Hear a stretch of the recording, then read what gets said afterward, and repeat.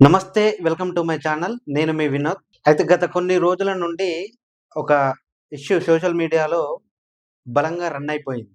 అంటే ఎక్కడ లేనటువంటి విషయాలు అసలు ఏమీ లేనట్టు సోషల్ మీడియా కానీ, లేదంటే యూట్యూబ్ కానీ ఒకదాని మీదనే ఫోకస్ పెట్టడం జరిగింది. అదేంది అంటే కోవా బన్ను.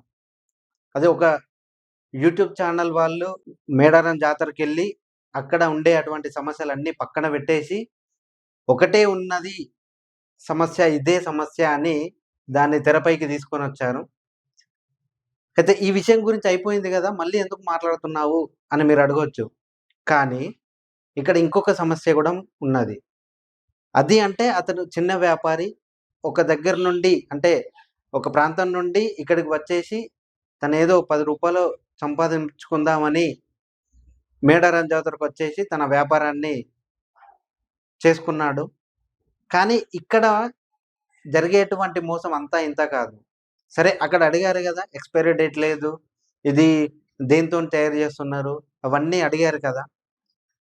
ఇక్కడ అత్తాపూర్‌లో ఉండేటువంటి హల్దీరామ్ అనే స్వీట్ షాప్‌లో నిన్న ఒకతనికి చేదనుభవం ఎదురైంది.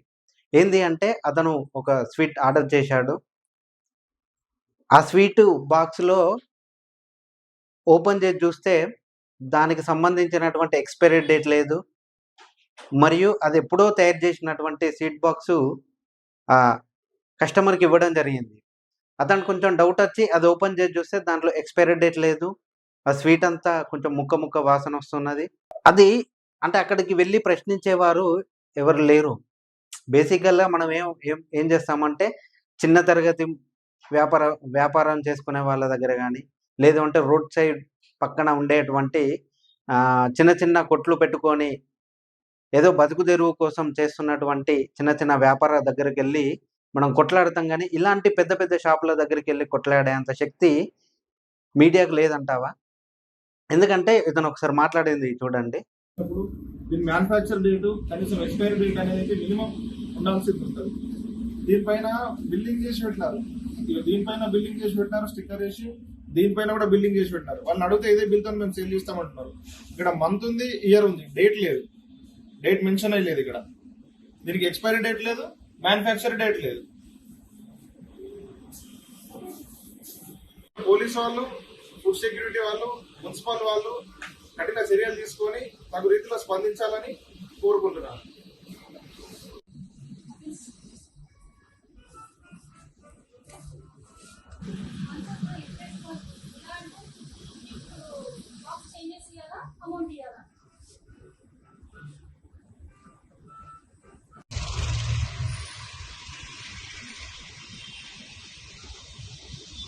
చూశారు గదా! ఇతనేం మాట్లాడాడు? అంటే దీంట్లో ఎక్స్‌పైరీ డేట్ లేదు. ఇది అంతా కొంచెం క ఖరాబయిపోయిందని అతనే చెప్తున్నాడు. అంటే ఇవి మీడియాకి కనిపించట్లేదా? ఇది ఒక్ ఇది ఇప్పటి వరకు సోషల్ మీడియాలో ఏ ఒక్క ఛానెల్‌లో గూడా రాలేదు. అంటే ఈ హల్దీరామ్ అనేది పెద్ద పెద్ద వ్యాపారవేత్తలు ప్రారంభించినటువంటి ఒక సంస్థ. దీనికి 76 షాపులున్నాయి. పూణేలో, మహారాష్ట్రలో, ఢిల్లీలో ఎక్కడ పడితే అక్కడ ఓపెన్ జేశారు. అందుకే దీని జోలికెళ్ళట్లేదు. ఎందుకంటే మళ్ళీ పెద్దవాళ్ళతో పెట్టుకుంటే ఏమైపోతుందో అనే భయం ఒకటి. సో, ఇప్పుడు నేనేమంటున్నా అంటే మీకు ప్రశ్నించే గొంతుగా ఉన్నప్పుడు, లేకుంటే మీరు ఎవరికీ భయపడను అనే తెలిసినప్పుడు, ఇలాంటి దగ్గరికెళ్ళి మీరు ప్రశ్నించాలి.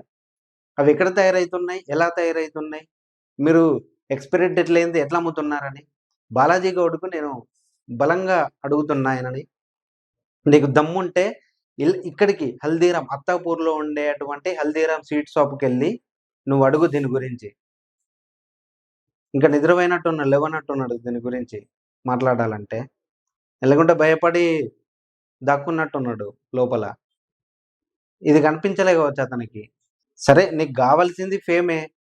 నువ్వు హిందువుల పైన కొట్లాడుతావు.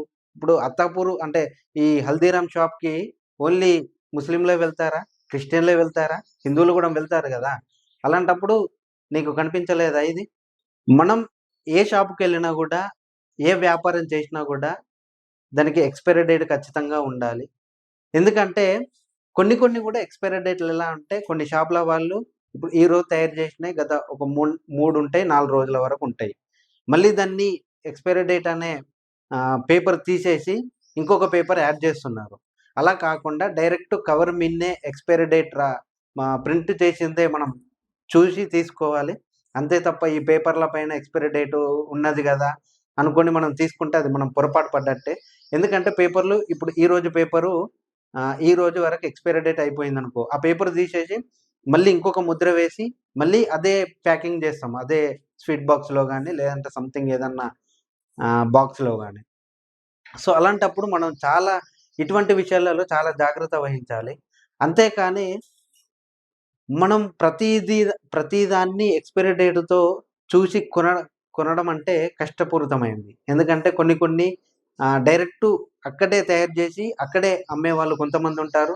కొంతమంది కొనుక్కొచ్చి అమ్మేవాళ్ళు కొంతమందుంటారు. లేదంటే ఇక్కడ దొరకని వస్తువులు ఏవన్నా ఉంటే ఇంపోర్ట్ జేసుకొని మరీ అమ్మేవాళ్ళు గూడా కొంతమందుంటారు.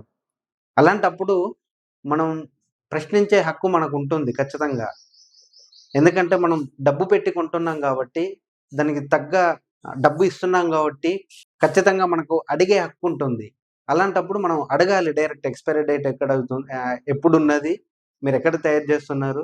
ఎలా తయారు జేస్తున్నారనేది అడిగే హక్కు ఖచ్చితంగా ఉంటుంది.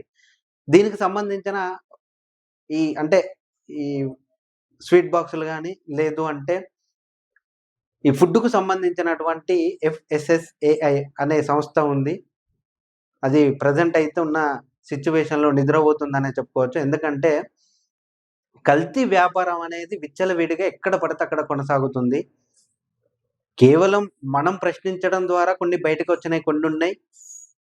లేదు అంటే అవి గూడా రైడ్ జేసిన స్థానాలు గాని, రైడ్ జేసిన షాపులు గాని ఉన్నాయి. కానీ తక్కువున్నాయి. కేవలం ఇప్పుడు మన జాగ్రత్త కొద్దీ మనం బయటికెళ్ళి ఏదన్నా షాప్‌లోకెళ్ళి మనకు డౌటొస్తే అక్కడ ప్రశ్నించి అది గిట్లా ఫేక్ అని దెలిస్తే మనం పబ్లిసిటీ చేసిన దానికంటే వాళ్ళు కనిపెట్టింది చాలా తక్కువ అనే చెప్తాను నేను. ఎందుకంటే మన హెల్తీ గురించి మనం చూసుకోవాలే గాని ఇప్పుడు వాళ్ళొచ్చి ఏం జేస్తారు? ఎక్స్‌పైరీ డేట్ లేదు. లేకుంటే ఇది కుళ్ళిపోయిన అవ్వున్నయి. లేదంటే ఇక్కడ వాతావరణం సరిగ్గా లేదు. ఇక్కడ ఉండేటువంటి పరిస్థితులు సరిగ్గా లేవనుకోని ఫైనేసి ఎళ్ళిపోతారు అంతే. మళ్ళీ నెక్స్ట్ డే వస్తారా? రారు. అప్పుడు వాళ్ళు క్లీన్ జేసి సైలెంట్‌గుంటారు. వాళ్ళు వెళ్ళిన తర్వాత మళ్ళీ సేమ్ రొటీన్ అదే అవుతుంది. సో, అలాంటప్పుడు ఏం జేయాలంటే మనం ఖచ్చితంగా ప్రశ్నించాలి. ఇప్పుడు మనం ఎక్కడికెళ్తున్నాం? ఒక రెస్టారెంట్‌కెళ్తున్నాం. అక్కడ కిచెన్‌లో ఏమేమున్నయి?